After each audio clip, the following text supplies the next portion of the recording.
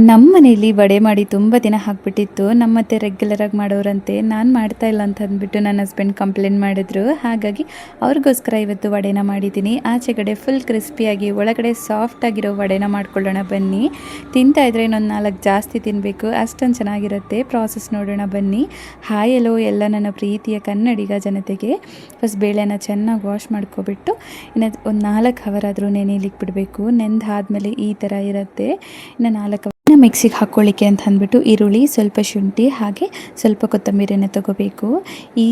ಈ ವಡೆ ಮಾಡುವಾಗ ನಾವು ಮಿಕ್ಸಿಗೆ ಹಾಕ್ತೀವಲ್ವ, ಅವಾಗ ನೀರೆಲ್ಲ ಯೂಸ್ ಮಾಡೋ ಹಾಗಿಲ್ಲ. ಇನ್ನು ಬೇಳೆನ ಹಾಕ್ಕೊಂಡು ಸ್ವಲ್ಪ ಈರುಳ್ಳಿ, ಶುಂಠಿ ಹಾಗೆ ಕೊತ್ತಂಬರಿನ ಹಾಕ್ಕೊಂಡು ಇನ್ನು ನೀರು ಹಾಕದೆ ಚೆನ್ನಾಗಿ ಮಿಕ್ಸಿಗೆ ಮಾಡ್ಕೋಬೇಕು. ಇಲ್ಲಾಂದರೆ ನಾವು ರೋಲಲ್ಲಿ ರುಬ್ಕೋತೀವಲ್ವ, ಹಾಗೆ ಬೇಕಿದ್ರೂ ಮಾಡ್ಕೊಬಿಡ್ಬೋದು.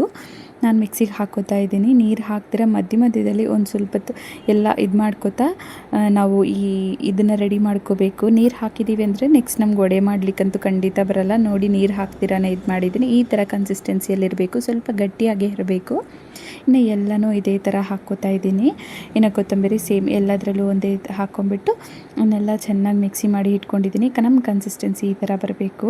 ಇನ್ನು ಇದರಲ್ಲಿ ಒಂದು 2 ಈರುಳ್ಳಿ ಆ್ಯಂಡ್ ಹಾಗೆ ಸ್ವಲ್ಪ ಕೊತ್ತಂಬರಿನ ಸೇರಿಸ್ಕೊಂಡಿದ್ದೀನಿ. ನಿಮ್ಮ ಹತ್ರ ಪುದೀನ ಇದ್ದರೆ ಪುದೀನನೂ ಸೇರಿಸ್ಕೋಬೋದು.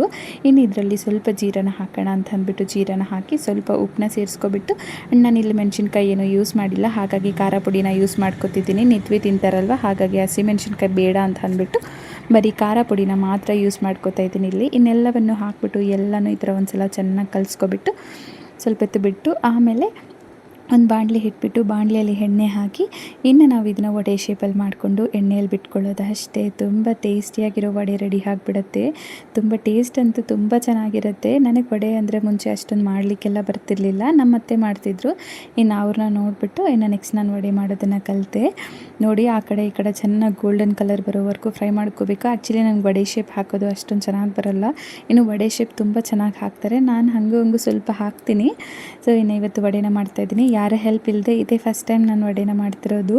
ನಾನು ಯಾವಾಗೂ ಇನ್ನು ಯಾರೊಬ್ರು ಹೆಲ್ಪ್ ತೊಗೊಂಡು ಮಾಡ್ತಿದ್ದೆ. ಇವತ್ತು ನಾನೇ ವಡೆನ ಮಾಡಿಬಿಡ್ತಾಯಿದ್ದೀನಿ. 1-2 ಸಲ ನೋಡಿಬಿಟ್ರೆ ಸಾಕಲ್ವ, ನೆಕ್ಸ್ಟ್ ನಾವೇ ಮಾಡ್ಕೊಬಿಡ್ಬೋದು.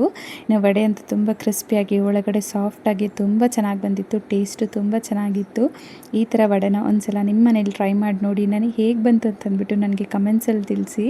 ಇದು ಬಂದುಬಿಟ್ಟು ಮೊದಲನೇ ಶನಿವಾರ ಬಂತಲ್ವ, ಇನ್ನು ಆವತ್ತು ಮಾಡಿದ್ದಿತ್ತು ವಡೆ. ಆ್ಯಂಡ್ ಹಾಗೆ ಅವತ್ತು 80th ಇಂಡಿಪೆಂಡೆನ್ಸ್ ಡೇನೂ ನಡೀತಲ್ವ, ಇನ್ನು ಅವತ್ತು ಇನ್ನೇನು ನಮ್ಮ ಮನೇಲಿ ಸ್ಪೆಷಲ್ ಇಲ್ವಾ ಅಂತ ಕೇಳಿದ್ರು, ಹಾಗಾಗಿ ಮಾಡಿದ್ದೆ. ತುಂಬ ಟೇಸ್ಟಿಯಾಗಿ ತುಂಬ ಚೆನ್ನಾಗಿ ಬಂದಿತ್ತು. ರೆಸಿಪಿನ ಒಮ್ಮೆ ಟ್ರೈ ಮಾಡಿ ನೋಡಿ, ನನಗೆ ಕಮೆಂಟ್ಸಲ್ಲಿ ಮಾಡಿ ಹೇಗೆ ಬಂತು ಅಂತ ಅಂದ್ಬಿಟ್ಟು.